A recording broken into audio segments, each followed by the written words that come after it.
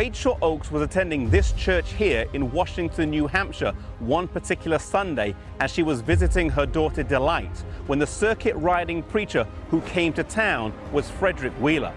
That particular Sunday it was communion, and as the speaker spoke, he spoke how we ought to be willing to follow Christ all the way, how we needed to obey God and keep His commandments.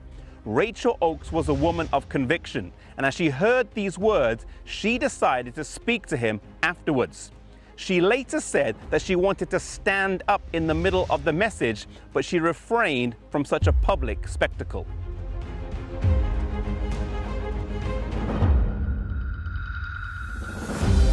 My brother, you'll do better to set that communion table back against the wall and cover it with a white cloth until you're willing to keep all the commandments of God. You see, Rachel Oakes was a Seventh-day Baptist, and she felt strongly about this subject and admonished Frederico Weeler that he ought to follow God all the way. Weeler later stated that her words cut deep, and they sent him straight back to the Bible to study the subject for himself. This was a turning point in his life, and he was convicted on the Sabbath and saw it as binding.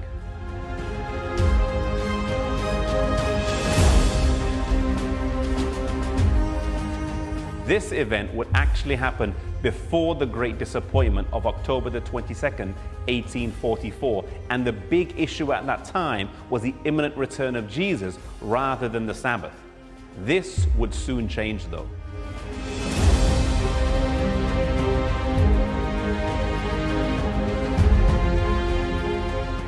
Rachel Preston lived the rest of her life in Vernon, Vermont, in an area rich in history. Near her home is a well-preserved Advent Christian chapel that Joshua V. Himes dedicated in the 1860s. Dwight L. Moody lived nearby and preached here on a few occasions, and Ira B. Sankey also sang here. Rachel Preston did not become a Seventh-day Adventist until just a year before her death. She is buried here in Vernon, Vermont, and near her grave there is a fitting historic marker that outlines her special place in history.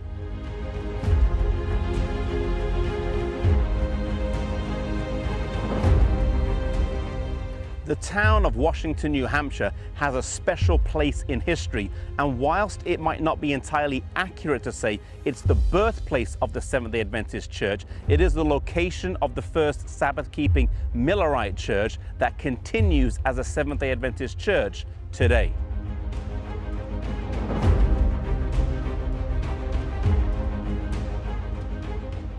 Here you can walk the Sabbath trail that charts the history of the Sabbath from creation to the new earth on 31 granite stones.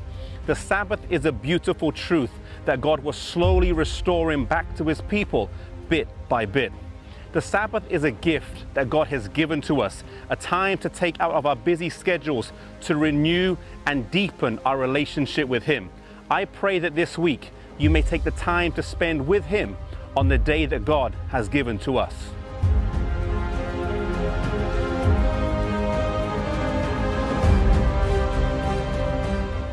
Frederico Weeler moved from the Washington, New Hampshire area and went to live in upstate New York and lived a long life of loyal service to God, always faithful in following Him and remaining confident in his beliefs. At the age of 96, he wrote, "The gospel armor I will not put off.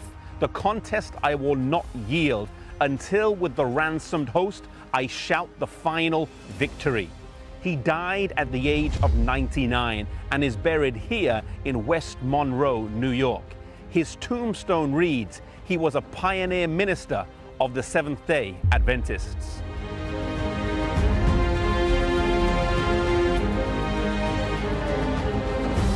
Rachel Preston teaches us the importance of boldness, but not any type of boldness, boldness that was kind and courteous. She didn't seek to embarrass the person she was talking to, but approached them in a kind, courteous, and Christ-like manner. Frederico Weeler teaches us the importance of humble honesty. When he saw something in his life and it was pointed out something that wasn't right, he changed what he did and he changed what he believed to be in line with God's word. May God grant us these attributes of character as we follow Him in our lives.